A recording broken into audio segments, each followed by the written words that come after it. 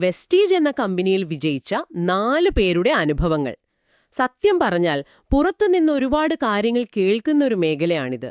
അപ്പോൾ എന്താണ് ഇതിന്റെ ഒരു യഥാർത്ഥ ചിത്രമെന്ന് മനസ്സിലാക്കാനാണ് നമ്മൾ ഇന്ന് ശ്രമിക്കുന്നത്. ശരിയാണ്. നമ്മളിവിടെ വെറുതെ കഥകൾ കേൾക്കുകയല്ല, മറിച്ച് ആ കഥകളിലൂടെ ഈ ഒരു ബിസിനസ് മോഡൽ എങ്ങനെയാണ് ശരിക്കും പ്രവർത്തിക്കുന്നത് എന്ന് മനസ്സിലാക്കാൻ ശ്രമിക്കുകയാണ്. ഓക്കെ. രാജീവ് ശർമ്മ, രാജ്കുമാർ ഗിരി, ഫരീദ ഖാൻ, റിഹാൻ ഖാൻ, ഈ 4 പേരുടെ യാത്രകൾ വളരെ വ്യത്യസ്തമാണ്. അവരുടെ അനുഭവങ്ങൾ നമുക്ക് മുന്നിൽ തുറന്നുവെക്കുന്നത് ഡയറക്റ്റ് സെല്ലിങ്ങിന്റെ പല മുഖങ്ങളാണ്. അപ്പോൾ നമുക്ക് അവരുടെ തുടക്കത്തിൽ നിന്ന് തന്നെ തുടങ്ങാം. എല്ലാവരും ഒരേപോലെ അല്ലല്ലോ ഈ ഒരു രംഗത്തേക്ക് വരുന്നത്. റിഹാൻ ഖാന്റെ കാര്യം എനിക്കിത്തിരി കൗതുകമായി തോന്നി. ഒരു സുഹൃത്ത് വിളിച്ചിട്ട് ഡൽഹിയിലെ ഒരു സ്റ്റേഡിയത്തിൽ നടക്കുന്ന പ്രോഗ്രാമിന് പോകുന്നു. അത്രേ ഉള്ളൂ. പക്ഷെ അത് അദ്ദേഹത്തിന്റെ ജീവിതം തന്നെ മാറ്റുന്ന ഒരു അനുഭവമായി മാറി. തീർച്ചയായും അവിടെയാണ് ഈ ഇൻഡസ്ട്രിയുടെ ഒരു മനഃശാസ്ത്രം പ്രവർത്തിക്കുന്നത്. റിഹാൻ ഖാൻ കാണുന്നത് ആയിരക്കണക്കിന് ആളുകളെയാണ്. അവിടെ വിജയിച്ചവർ അവരുടെ ജീവിതം മാറിയതിനെക്കുറിച്ച് സംസാരിക്കുന്നു. ആ ഒരു ആൾക്കൂട്ടം. അതെ, ആ ഒരു സോഷ്യൽ പ്രൂഫ് അദ്ദേഹത്തിന്റെ ഉള്ളിലൊരു വിശ്വാസമുണ്ടാക്കി. താൻ കാണുന്ന സ്വപ്നങ്ങൾ അത് എത്ര വലുതാണെങ്കിലും ഇവിടെ സാധ്യമാണ് എന്നൊരു തോന്നൽ. അതൊരു ഒരവസരം കണ്ടുകൊണ്ടുള്ള തുടക്കമായിരുന്നു. എന്നാൽ രാജീവ് ശർമ്മയുടെ കാര്യം നേരെ തിരിച്ചാണല്ലോ. അതെ, അദ്ദേഹത്തിന് ഈ ഇൻഡസ്ട്രിയിൽ അത്ര വിശ്വാസമൊന്നും ഉണ്ടായിരുന്നില്ല. ഇതൊരു കരിയർ ആക്കാൻ പറ്റില്ല എന്നൊക്കെയായിരുന്നു അദ്ദേഹത്തിന്റെ ഒരു ചിന്ത. ശരിയാണ്. ഇവിടെയാണ് നമ്മൾ രണ്ടാമത്തെ തരം ഒരു പ്രചോദനം കാണുന്നത്.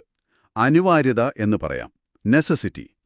രാജീവ് ശർമ്മ ഒരു പരമ്പരാഗത ബിസിനസ് തുടങ്ങി, അതിൽ പരാജയപ്പെട്ടു, സമ്പാദ്യം മുഴുവൻ നഷ്ടപ്പെട്ടു. ഓ.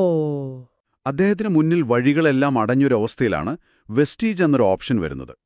ശരിക്കും പറഞ്ഞാൽ നഷ്ടപ്പെടാനൊന്നുമില്ലാത്ത ആളുകളുടെ പ്രവർത്തനങ്ങൾക്ക് ഒരു പ്രത്യേക തീവ്രതയുണ്ടാവും.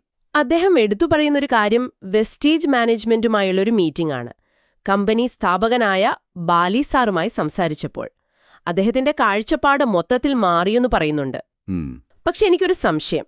ഒരു കമ്പനിയുടെ സ്ഥാപകൻ ആദ്യമായി വരുന്ന ഒരാളോട് ഇത്രയധികം സമയം സംസാരിക്കുന്നത് ഒരു സാധാരണ മാർക്കറ്റിംഗ് തന്ത്രം മാത്രമായി കണ്ടുകൂടെ? ആ ഒരു കൂടിക്കാഴ്ച കൊണ്ട് മാത്രം ഒരാളുടെ മുൻവിധികൾ പൂർണ്ണമായി മാറുമോ? വളരെ നല്ലൊരു ചോദ്യമാണ്. ഒരുപക്ഷെ അതൊരു തന്ത്രമായിട്ട് കാണുന്നവരുണ്ടാകാം. എന്നാൽ ഇവിടെ സംഭവിച്ചത് അതല്ല എന്നാണ് എനിക്ക് തോന്നുന്നത്. ഓക്കേ. ബാലി സാറിന്റെ ജന്മദിനമായിരുന്നിട്ട് പോലും അദ്ദേഹം ആഘോഷങ്ങൾ മാറ്റിവെച്ച് ഇവർക്ക് വേണ്ടി സമയം കണ്ടെത്തി. കമ്പനിയുടെ മാർക്കറ്റിംഗ് പ്ലാനും പ്രൊഡക്റ്റുകളും പിന്നെ ഭാവിയിലേക്കുള്ള കാഴ്ചപ്പാടും വളരെ സുതാര്യമായി വിശദീകരിച്ചു. അതായത് ആത്മാർത്ഥമായിട്ടുള്ളൊരു സമീപനം. അതെ, ആ ഒരു ആത്മാർത്ഥതയും കമ്പനിയുടെ ദീർഘകാല പദ്ധതികളെക്കുറിച്ചുള്ള വ്യക്തതയുമാണ് രാജീവ് ശർമ്മയെ ആകർഷിച്ചത്. ഡയറക്റ്റ് സെല്ലിങ്ങിന്റെ ശക്തിയെക്കുറിച്ച് അദ്ദേഹത്തിന് അറിയാമായിരുന്നു. പക്ഷേ വിശ്വസിക്കാൻ കൊള്ളാവുന്നൊരു കമ്പനി വേണമായിരുന്നു. ആ വിശ്വാസമാണ് അവിടെ രൂപപ്പെട്ടത്. ശരിയാണ്. അപ്പോൾ ഒരാൾ അവസരം കണ്ടുവരുന്നു, മറ്റൊരാൾ ജീവിതത്തിലെ ഒരു പ്രതിസന്ധിയിൽ നിന്ന് കരകയറാൻ വരുന്നു.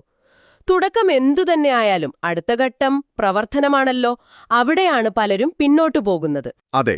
രാജ്കുമാർ ഗിരിയുടെ അനുഭവം അതാണ് പറയുന്നത്. ആളുകളെ കാണാൻ പോകുമ്പോൾ അവർ സംസാരിക്കാൻ പോലും തയ്യാറായിരുന്നില്ലത്രേ. അതെ, അതാണ് ഈ ബിസിനസ്സിലെ ആദ്യത്തെ യാഥാർത്ഥ്യം. നിരസിക്കപ്പെടൽ, റിജക്ഷൻ. പക്ഷെ ഇവിടെയാണ് അവര് പറയുന്ന ആ സിസ്റ്റം, അപ്ലൈൻ തുടങ്ങിയ കാര്യങ്ങളുടെ പ്രസക്തി വരുന്നത്. ഒരു മിനിറ്റ്, ഈ സിസ്റ്റം, അപ്ലൈൻ എന്നൊക്കെ പറഞ്ഞാൽ എന്താണ് ഉദ്ദേശിക്കുന്നത്? കാരണം ഈ രംഗത്ത് പരിചയമില്ലാത്ത ഒരാൾക്ക് അത് ചിലപ്പോൾ അത്ര വ്യക്തമാകണമെന്നില്ല. തീർച്ചയായും വിശദീകരിക്കാം. അപ്ലൈൻ എന്ന് പറയുന്നത് നിങ്ങളെ ഈ ബിസിനസ്സിലേക്ക് കൊണ്ടുവന്ന വ്യക്തിയും അദ്ദേഹത്തിന്റെ മുകളിലുള്ള ലീഡേഴ്സുമാണ്. ഒരു തരത്തിൽ പറഞ്ഞാൽ നിങ്ങളുടെ മെന്റർമാരെ പോലെ. ഓക്കെ, ഗൈഡ് ചെയ്യാൻ. അതെ. രാജ്കുമാർ ഗിരിയുടെ കാര്യത്തിൽ വിവേക് സർ, സിദ്ധാർത്ഥ സർ തുടങ്ങിയവർ അദ്ദേഹത്തിന് നിരന്തരം പിന്തുണയും പ്രോത്സാഹനവും നൽകി. ഇനി സിസ്റ്റം എന്നത് കമ്പനി ഒരുക്കിയിട്ടുള്ള പരിശീലന പരിപാടികളാണ്. ട്രെയിനിങ്. അതെ. ഒരു പുതിയ ആൾ വന്നാൽ എന്ത് ചെയ്യണം, എങ്ങനെ സംസാരിക്കണം, പ്രൊഡക്റ്റുകളെക്കുറിച്ച് എങ്ങനെ പഠിക്കണം, ഒരു ടീമിനെ എങ്ങനെ വളർത്തണം, ഇതിനെക്കുറിച്ചെല്ലാം വ്യക്തമായ ഒരു പഠനരീതിയുണ്ട്. നിങ്ങൾ തനിച്ചല്ല, ഒരു വലിയ സപ്പോർട്ടോടുകൂടിയാണ് മുന്നോട്ടു പോകുന്നത് എന്ന ഉറപ്പാണ് ഈ സിസ്റ്റം നൽകുന്നത്. അപ്പോ ഈ സിസ്റ്റം ഉള്ളതുകൊണ്ട് വ്യക്തിപരമായ കഴിവുകൾക്കപ്പുറം ആർക്കും പ്രവർത്തിക്കാൻ സാധിക്കുമെന്നാണോ പറയുന്നത്? ഒരു പരിധിവരെ അതെ. അവർ പറയുന്ന ഒരു പ്രധാനപ്പെട്ട കാര്യം, തങ്ങളില്ലാത്ത സ്ഥലങ്ങളിൽ പോലും ടീമിനെ വളർത്താൻ ഈ എഡ്യൂക്കേഷൻ സിസ്റ്റം സഹായിച്ചു എന്നതാണ്. അത് കൊള്ളാമല്ലോ. അതായത് ബിസിനസ് നിങ്ങളുടെ മാത്രം കഴിവിനെ ആശ്രയിച്ചല്ല വളരുന്നത്. ഈ സിസ്റ്റം ഒരു ഡ്യൂപ്ലിക്കേഷൻ പ്രോസസ് ഉണ്ടാക്കുന്നു. നിങ്ങൾ പഠിച്ച അതേ ലളിതമായ കാര്യങ്ങൾ നിങ്ങളുടെ ടീമും പഠിക്കുന്നു, അവർ അവരുടെ ടീമിനെയും പഠിപ്പിക്കുന്നു. അതൊരു ശൃംഖല പോലെ പ്രവർത്തിക്കും. തുടക്കത്തിലെ വെല്ലുവിളികൾക്കിടയിലും അവർ പിടിച്ചുനിന്നത് വ്യക്തമായ ഒരു ലക്ഷ്യം മുന്നിലുള്ളതുകൊണ്ടാണ്. ആ ലക്ഷ്യങ്ങൾ യാഥാർത്ഥ്യമായപ്പോൾ അവരുടെ ജീവിതം മാറിയത് എങ്ങനെയാണെന്ന് നോക്കാം. കാരണം അവിടെയാണ് ഈ കഥയുടെ യഥാർത്ഥ ആകർഷണം. അതെ, 10ൽ കൂടുതൽ വിദേശ രാജ്യങ്ങൾ സന്ദർശിച്ചു എന്നൊക്കെ പറയുമ്പോൾ അതൊരു സാധാരണക്കാരനെ സംബന്ധിച്ച് വലിയ മാറ്റം തന്നെയാണ്. തീർച്ചയായും. വെസ്റ്റീജിന്റെ ട്രാവൽ ഫണ്ടിലൂടെയാണ് അവർക്കത് സാധ്യമായത്. അതുപോലെ ആഡംബര കാറുകൾ, ഓഡി, മെഴ്സിഡസ് ബെൻസൊക്കെ അവരൊന്ന് ഉപയോഗിക്കുന്നു. അതിന് സഹായിച്ചത് കമ്പനിയുടെ കാർ ഫണ്ടാണ്. ഈ പറയുന്ന കാർ ഫണ്ട് അല്ലെങ്കിൽ ഹൗസ് ഫണ്ട് എന്നത് കമ്പനി സൗജന്യമായി നൽകുന്ന ഒന്നാണോ, അതോ അവരുടെ ബിസിനസ് വളർച്ചയുടെ ഒരു ഭാഗമായി കിട്ടുന്ന ഒരു ഇൻസെന്റീവാണോ? അതെങ്ങനെയാണ് ശരിക്കും വർക്ക് ചെയ്യുന്നത്? നല്ല ചോദ്യമാണ്. ഇത് സൗജന്യമായി നൽകുന്ന ഒന്നല്ല. നിങ്ങളുടെയും നിങ്ങളുടെ ടീമിന്റെയും ബിസിനസിന്റെ അളവ്, അതായത് ബിസിനസ് വോളിയം, ഒരു നിശ്ചിത നിലവാരത്തിലെത്തുമ്പോൾ നിങ്ങളുടെ വരുമാനത്തിന്റെ ഒരു ഭാഗം ഈ ഫണ്ടുകളിലേക്ക് കമ്പനി മാറ്റിവെക്കും. ഓക്കേ, അതൊരു ബോണസ് പോലെ. അതെ, ഒരു ബോണസ് പോലെ. കാലക്രമേണ ആ തുക ഉപയോഗിച്ച് നിങ്ങൾക്ക് കാറോ വീടോ വാങ്ങാം. രാജ്കുമാർ ഗിരി ഒരു അനധികൃത കോളനിയിൽ നിന്ന് നല്ലൊരു വീട്ടിലേക്ക് മാറിയത് ഈ ഹൗസ് ഫണ്ട് ഉപയോഗിച്ചാണ്. ഇത് ആളുകൾക്ക് വലിയ സ്വപ്നങ്ങൾ കാണാനും അത് നേടാനുമുള്ളൊരു പ്രോത്സാഹനമാണ്. സാമ്പത്തികമായ നേട്ടങ്ങൾക്കപ്പുറം കുടുംബപരമായ സ്വപ്നങ്ങളും സഫലമായെന്ന് അവർ പറയുന്നുണ്ട്. മകളെ MBBS പഠിപ്പിക്കാൻ സാധിച്ചു, മകന് നല്ല വിദ്യാഭ്യാസം നൽകാൻ കഴിഞ്ഞു എന്നൊക്കെ പറയുമ്പോൾ അത് വെറും പണത്തിന്റെ കാര്യമല്ലല്ലോ. അല്ലേ അല്ല. ഫരീദ ഖാന്റെ അനുഭവം നോക്കൂ. അവരുടെ ഭർത്താവ് റിസ്വാൻ ഖാൻ മക്കൾക്കു വേണ്ടി കണ്ട സ്വപ്നങ്ങൾ അദ്ദേഹത്തിന്റെ മരണശേഷവും അവർക്ക് നിറവേറ്റാൻ സാധിക്കുന്നു. ഇവിടെയാണ് ഈ ബിസിനസ് മോഡലിന്റെ മറ്റൊരു തലം നമ്മൾ കാണുന്നത്. സുരക്ഷിതത്വം. അതെ, ആ സുരക്ഷിതത്വം എന്ന ആശയം. ശരിക്കും പറഞ്ഞാല് ഒരുപക്ഷെ ഈ ചർച്ചയിലെ ഏറ്റവും വൈകാരികവും ശക്തവുമായ ഭാഗം അതാണ്. ഫരീദ ഖാന്റെ ഭർത്താവ് കൊറോണ സമയത്ത് മരണപ്പെട്ടു. എല്ലാം അവസാനിച്ചു എന്ന് കരുതിയ ഒരിടത്ത് വെസ്റ്റീജിൽ നിന്ന് ഭർത്താവ് കെട്ടിപ്പടുത്ത ആ നെറ്റ്വർക്കിൽ നിന്നുള്ള വരുമാനം ഒരു ദിവസം പോലും മുടങ്ങാതെ ലഭിച്ചു. അതുകൊണ്ടാണ് അവർക്കും മക്കൾക്കും ഇന്നും നല്ല രീതിയിൽ ജീവിക്കാൻ സാധിക്കുന്നത് എന്ന് പറയുമ്പോൾ അതിന്റെ ആഴം വളരെ വലുതാണ്. ഇതിനെയാണ് ഡയറക്ട് സെല്ലിംഗ് ഇൻഡസ്ട്രിയിൽ പാസീവ് ഇൻകം അല്ലെങ്കിൽ ഒരു ലെഗസി ഇൻകം എന്നൊക്കെ പറയുന്നത്. അതായത് നമ്മൾ സജീവമായി ജോലിയിലില്ലാത്തപ്പോഴും അല്ലെങ്കിൽ നമ്മൾ ഈ ലോകത്തു നിന്ന് പോയാൽ പോലും നമ്മുടെ കുടുംബത്തിന് വരുമാനം നിലയ്ക്കുന്നില്ല എന്ന ഒരു ഉറപ്പ്. പക്ഷേ ഈ പാസീവ് ഇൻകം എന്ന ആശയം കേൾക്കുമ്പോൾ ഒരു സംശയം വരാം.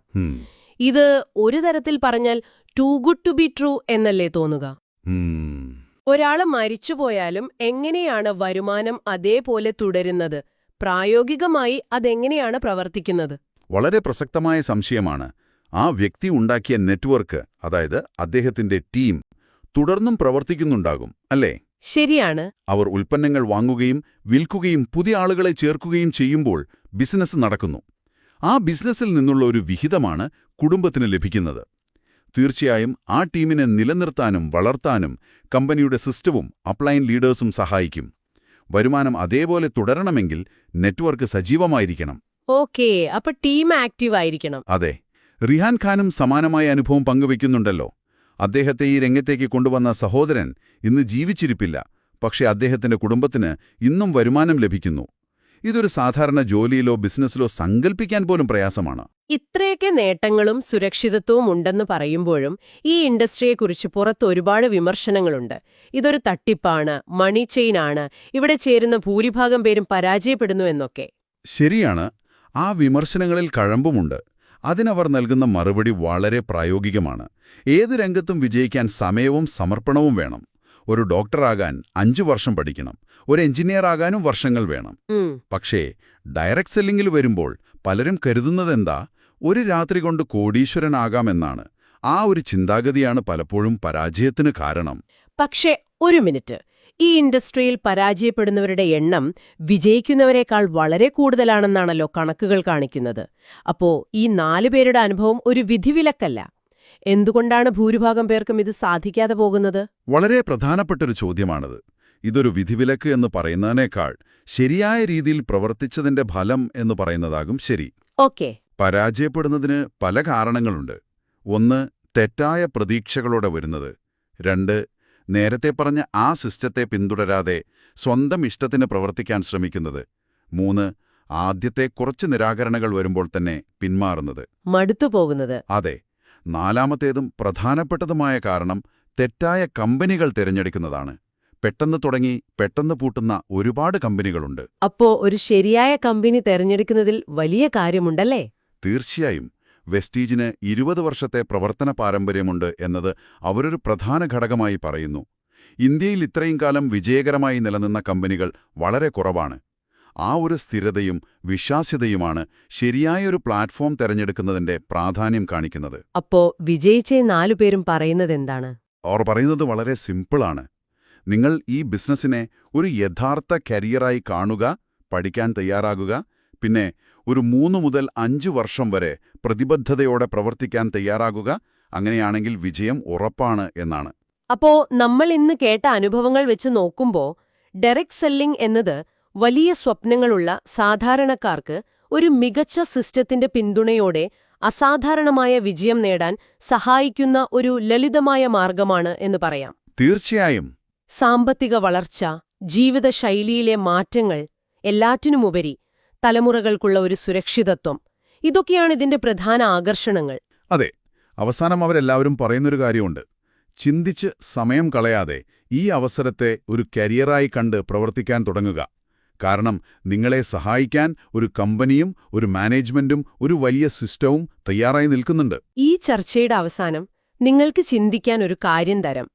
നമ്മൾ ഇന്ന് കേട്ട കഥകളെല്ലാം ഒരു വ്യക്തിയുടെ പരിശ്രമത്തെ ഒരു സിസ്റ്റവുമായി ബന്ധിപ്പിക്കുമ്പോൾ എന്ത് സംഭവിക്കുന്നു എന്നതിന്റെ ഉദാഹരണങ്ങളാണ്.